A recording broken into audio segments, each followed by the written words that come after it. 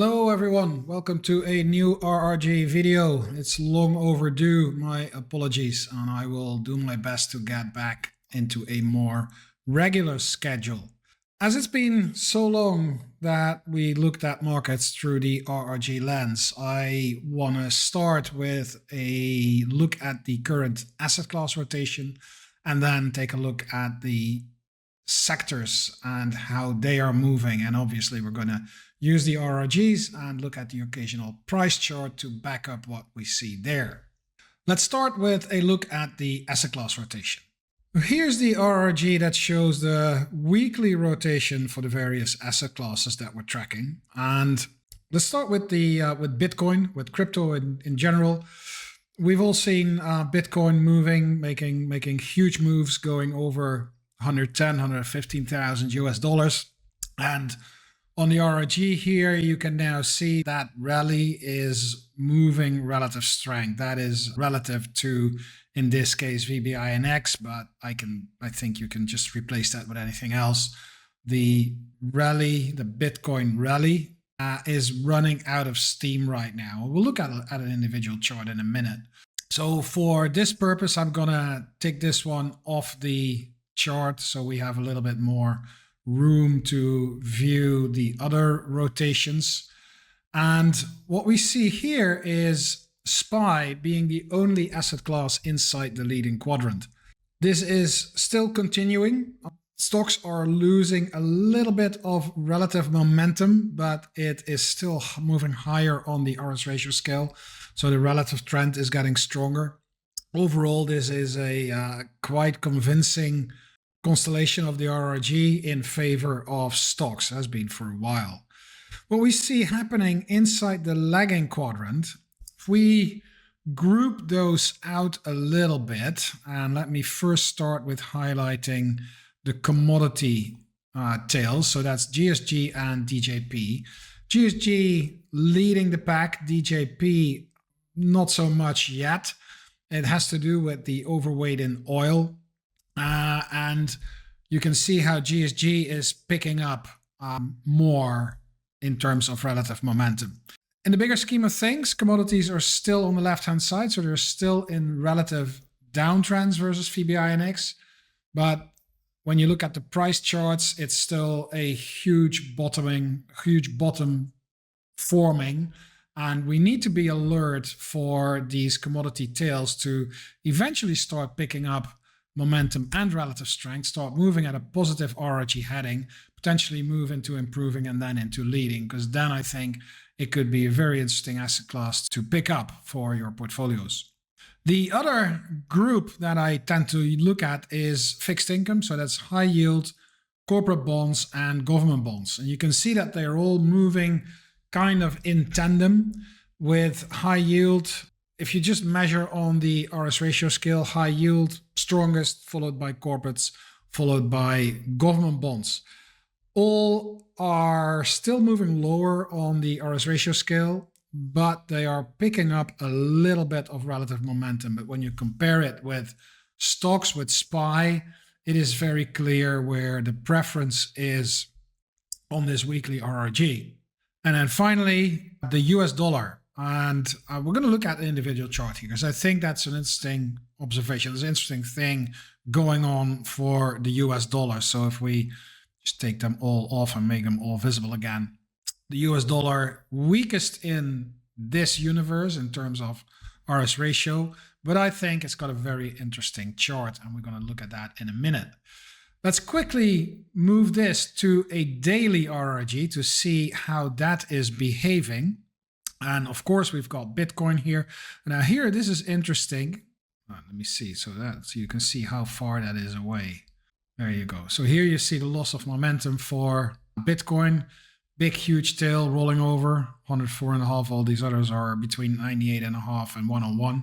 So that's the loss of momentum of Bitcoin also on the daily scale. I'm going to take this off and zoom in here on my RRG. And what is particularly interesting is the tail for SPY. Look at, these are 5-day tails. Every tail on this chart spans a period of 5 trading days. So the US dollar you see coming down here, DJP rolling over, you see LQD going top right, high yields rolling over. But now look at SPY. It's one big dot. So it is a tail, but it is almost static. And I really have to massively zoom in to figure out what's going on this tail here. Look at that. And then if you grab it, you can sort of look at and you can see it makes a really weird hook. And I can already hear people say, but hey, Julius, this is going counterclockwise. How is that possible? What is happening underneath, and I'll try a little trick in a minute, see if that works.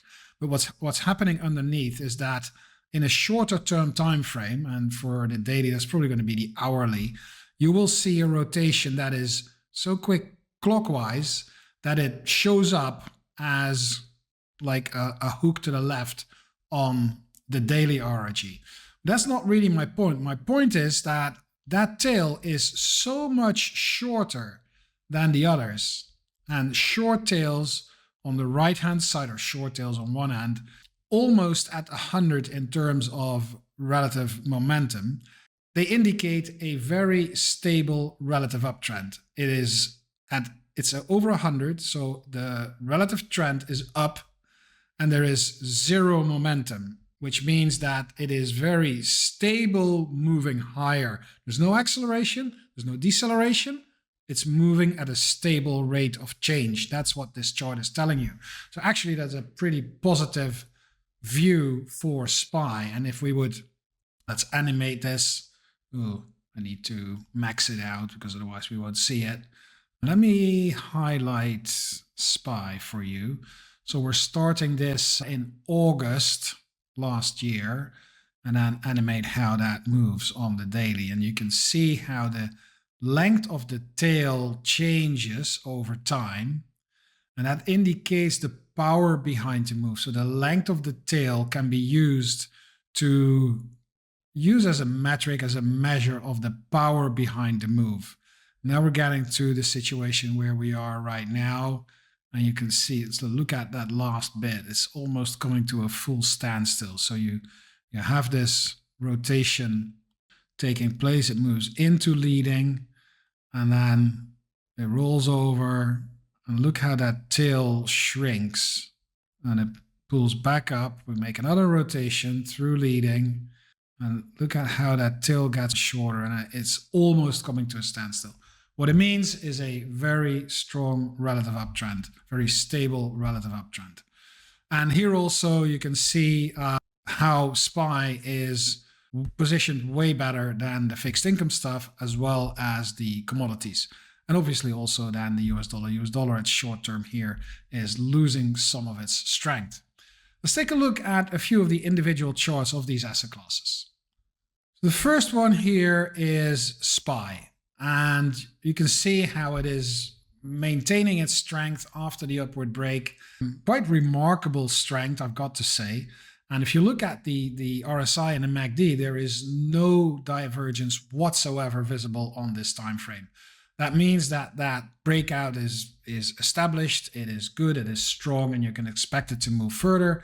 The only thing is that you will get into a little bit of an overbought situation.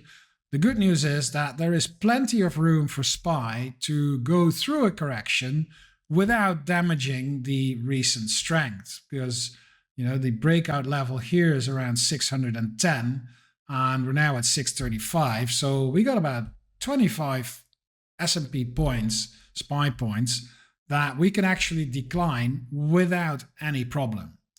Now let's take a look at the daily SPY, the daily chart for SPY. Obviously the same image, the same price move, a lot more granularity, and you see how this is actually a series of higher highs and higher lows. And here you do see a bit of a divergence. So these peaks in the RSI, the last two peaks, are at the same level while they are higher in the price chart. So that's kind of a warning signal. And then today actually is not a very strong day, and I'm going to show you why. I'm going to zoom in on this chart, and I'm actually going to make it into a candlestick chart. because what we see here today is a bearish engulfing pattern, a bearish engulfing candle, and it's usually a trend ending characteristic or a topish characteristic. Combine that with the building up of negative divergence in the RSI, and you could make an argument that SPY, the S&P 500, is at least for the time being running out of steam and potentially setting a new peak. As I said, there is plenty of room to the downside for SPY to go through a correction without damaging the long-term uptrend, without damaging the upward break. Second and third chart that I want to show you is for DJP and GSG. And what you see here is a very long-standing trading range. This one is not so nice because we're like, when you look at that overhead resistance, it is lining up with the peak here in 2022 and then the ones here in 2025. But we're missing a few here in the middle. Nevertheless, it's a huge trading range with a upward channel inside. The big level here, of course, is the break out of that range, which is around 36 in DJP. If you look at the relative strength, obviously that's in a trading range versus VBINX, but you can see how relative momentum is slightly picking up, and eventually that will drag RS ratio higher. And the catalyst for that would be an upward break out of the range for this DJP ETF. And you can use GSG as a reference or I don't know, Lakmoes test. I don't even know if that's a word. Lakmoes proof. It's Dutch. I need to look that up. Anyway, here you see a much better trading range defined. And here also an upward break out of that trading range will unlock a lot of new upside potential for commodities. And that will have its effect on this relative strength line, and its potential is that it will make commodities a very important outperforming asset class. It's probably not going to happen overnight or in the next few weeks, but keep an eye on it because I think this could be an interesting move.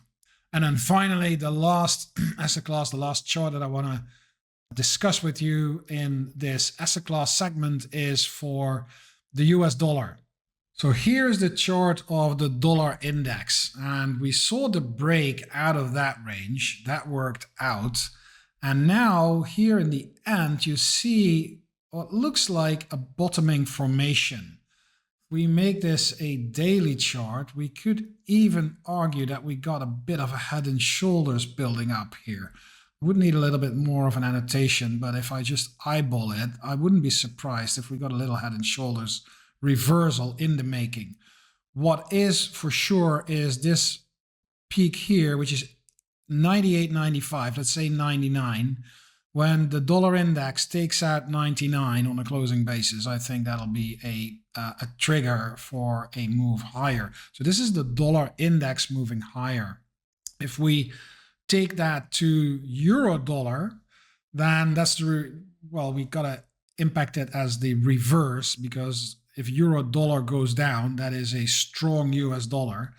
And that's exactly what you see here. You see that breakout to the upside, which was the downside in the dollar index, worked its way, and you can see a nice divergence that has built up in the RSI. So this peak here, this peak, the second peak, is the same level in the RSI, slightly higher, but not by much, where it is much higher in the price chart. So that's a kind of a mild negative divergence.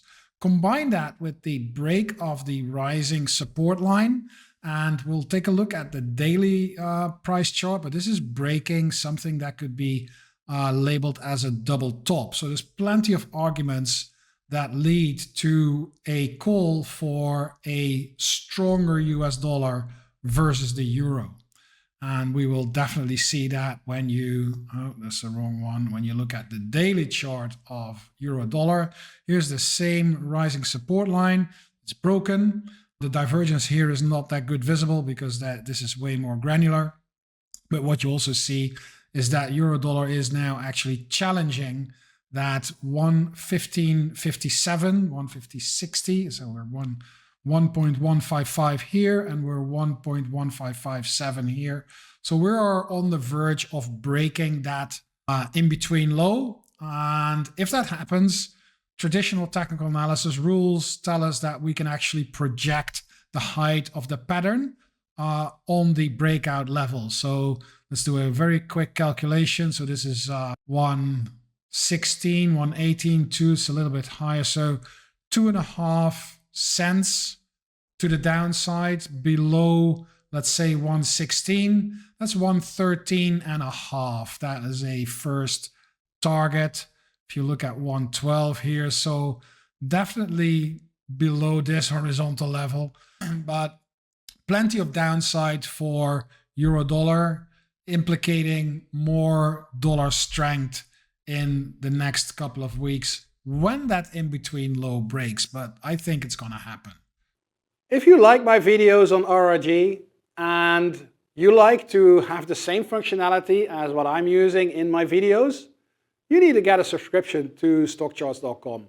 It will open up all the functionalities that I am using in my videos, and it will help you to get a better angle on your holdings and create investment ideas. So if you don't have a subscription yet, get a free trial, and after that, we'd love to see you as a subscriber to our service. Now, from asset allocation, let's go to sector rotation. We've established the observation that stocks are still doing really well. We're back on that RRG with SPY on the right-hand side. I'm now going to load up the RRG for the sector ETFs. And I'm starting at the weekly RRG.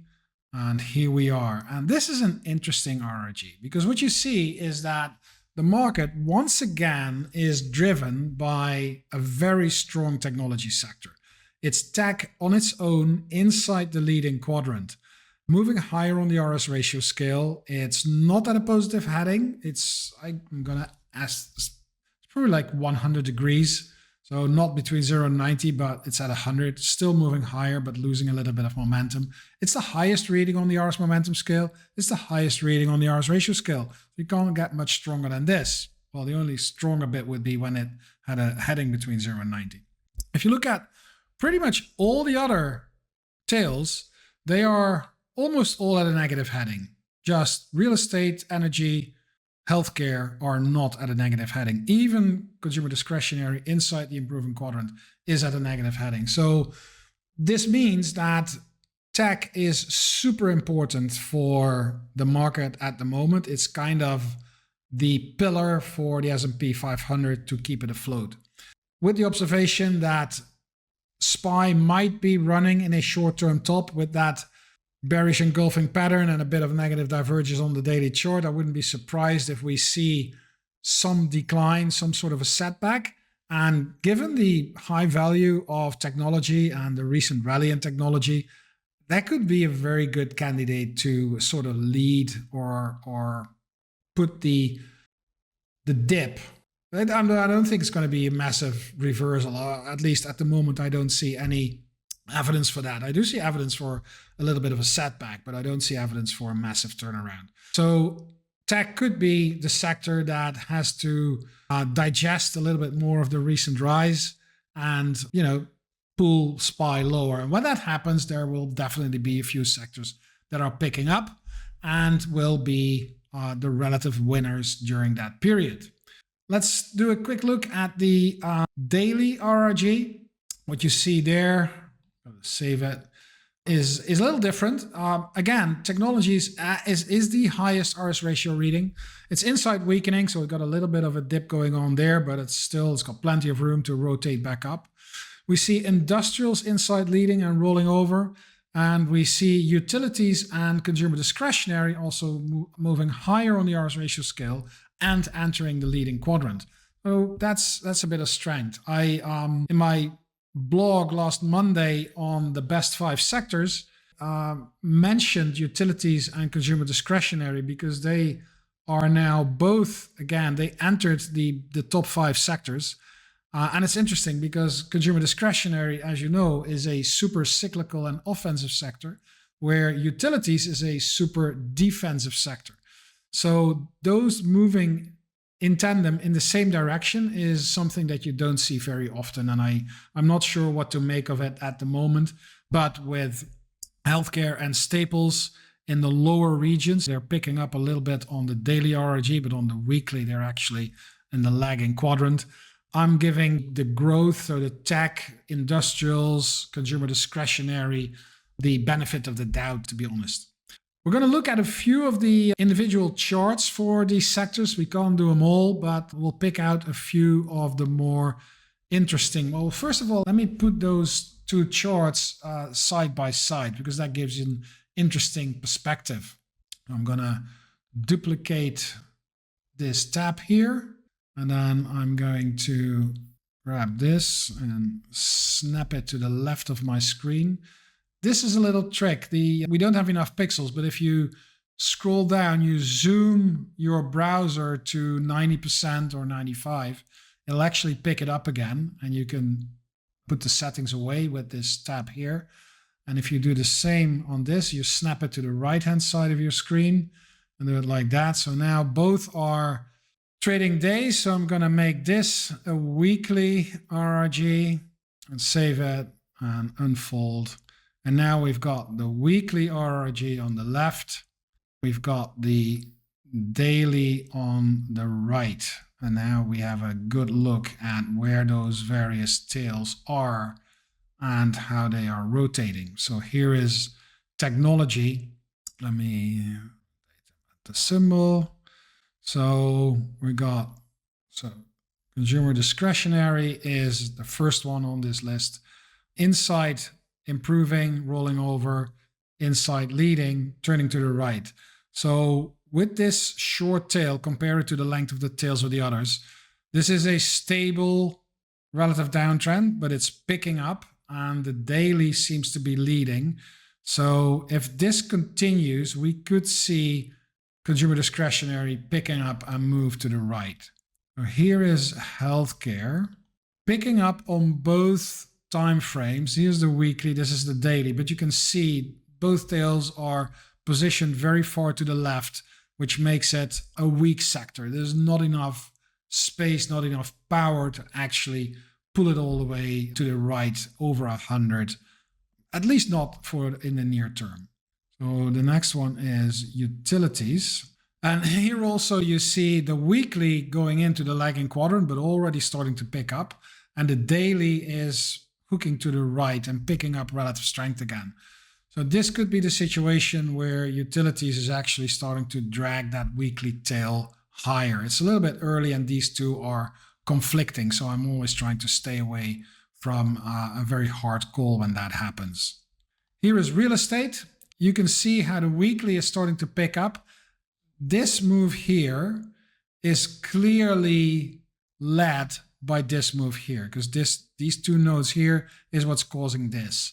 So if this continues, that rotation will continue to pick up and eventually pull it into improving. It's a little bit early, but the real estate sector seems to be on the mend. And here is consumer staples, which is weakened on the weekly. It's moving far into the lagging quadrant. And you can see here that the daily is picking up. It's in improving, but look at where it's positioned relative to the other sectors. It's actually at a relatively low reading, and that has put staples down in the ranking over the last couple of weeks. And you see that here on those two charts. And then we've got technology. So technology here, strong tail on the weekly, moving into leading, and a daily tail, which is inside weakening, but already starting move up. So you see the rotation. Today was a relatively bad day for technology, but it's got the potential to actually curl back up. Both tails over 100, making technology still the strongest sector in the universe.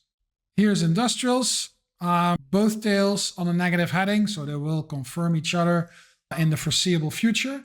It is all about how fast this daily tail can turn around and pick up strength again to prevent the weekly tail from moving into the lagging quadrant and keep that current strength intact, because industrials is one of the stronger sectors at the moment. So here is financials. This sector has lost a lot of its strength recently. You can see how the weekly tail moved into lagging, and that was led by this daily tail, which rolled over inside improving, and then curled back up, and we're now on the verge. But you can see how it's hard to see with the yellow here, but that tail is shrinking, meaning that that move, that rotation is losing power, and it's probably going to give way to the weekly tail, which is moving into the lagging quadrant, establishing a further underperformance for the financial sector going forward. Here is energy, and you can see how these both tails are curling back up. The daily tail is especially strong if you look at the length of this node here, of that segment. And if this continues, then it will start to drag this. It's a little bit early because both tails, both on the weekly and the daily, are at low readings. This could be the start of an interesting situation for the energy sector. We're not there yet, but we need to keep an eye on it. And here is communication services. That's interesting because it's still one of the better sectors. In my ranking model, it's ranking as the third sector, which is high. And the reason for that is the strength on the weekly chart. If you look at the weekly, you got tech, industrials, communication services. All the others are to the left. And that's an important factor for that ranking. If you look at the daily, you can see that it already rotated through lagging and is now hooking to the left. It's the same situation as what I tried to explain earlier, where when you look at this on a very short time frame, you will see a rotation clockwise very rapidly, moving around its own axis. So communication services, I believe, although it's still inside the higher ranking sectors, it's inside the top 5, I think this one is seriously at risk in the near future because it is starting to show a lot of relative weakness. And then finally, materials. Oh, let's do this one off. And you can see how materials are, pushing further into the lagging quadrant at a negative heading. We've got a little bit of an uptick here for the daily RRG, the daily tail. But the question is whether that's going to be strong enough to push materials back into first the improving quadrant and then leading in the near future. I don't think that's going to happen. Let me quickly pull up a few interesting price charts that I want to share with you. The first one is the technology sector, XLK, and it looks a lot like SPY. You got this upward break, solid follow through, super relative strength, which is running into its own resistance. And you can see how RS ratio is pushing higher, but momentum is rolling over. It would not be a huge problem if we would see XLK giving back a little bit of these gains and digest this rally. It's been pretty massive from around 170. It's almost 100 points, not quite, but almost 100 points on a level. That's a massive rally. So I wouldn't be surprised, healthy, if we could see a little bit of a drop here. And then what's important then is where will that new higher, I'm going to say it's going to be a higher low, pretty sure it's going to be a higher low. Where will that be formed? Will that be formed around 240, so where the old resistance becomes support, or will it be formed somewhere higher? And the crux is that the higher that low comes in, the stronger it is, because this is the game between supply and demand, between buyers and sellers. And if this starts, there's plenty of people who've been missing this rally, me being one of them. So how eager is everybody to pick that up and embark on the new uplag? The more aggressive they are, the higher that low will be coming in. So technology still strong, but vulnerable for a setback. And then the other sector that I mentioned is communication services. This sector, if you compare that to the one in tech, it's broken out, but it hasn't had such a strong follow through. That's a problem. And we're going to zoom in on this pattern in a minute. But what I think is more worrisome from a relative perspective, from an RRG perspective, is the break of the uptrend here in the relative strength line. And that's dragging both RRG lines lower. It's already inside the weakening quadrant. That happened when the green line dropped below 100. And you can see how that negative momentum kept dragging that red RS ratio, the metric for relative trend, lower. And when that pushes below 100, we're in the lagging quadrant and we're moving lower. And this is not helping. Now, let's take a look at that price chart and zoom in. And what you see then is a peak with a close below that high, which is not very good, and a potential double top forming. So here, the old resistance around 105 is now expected to start acting as support. This low is 105.57. This is 105.64. So around 105.5. So this, the high here is 105.01. So let's round it off at 105. When XLC closes below 105, I think we will see more declines towards this level here, which is about 94.5, and potentially all the way back to 82.5. Whatever happens, that's not going to help the relative strength. It's actually probably going to push relative strength lower, and that makes XLC inside the top 5, inside my top 5, probably the most vulnerable sector, and I'm watching it like a hawk to see how it's moving inside the ranking on a day-to-day basis. We're over half an hour already. I hope you enjoyed the show. Apologies for being late and inconsistent. I'll try to better my life for you. As always, reach out to me on X, on Facebook, on LinkedIn. My email is pretty widely known. I love to engage. Don't expect a response within the next 5 minutes, but most people will get a response if you send me a decent message anyway. Again, I hope you enjoyed the show. Thank you for watching, and I'm looking forward to seeing you again at a new RRG video. And I'm not going to say next week, I'm going to say anytime soon.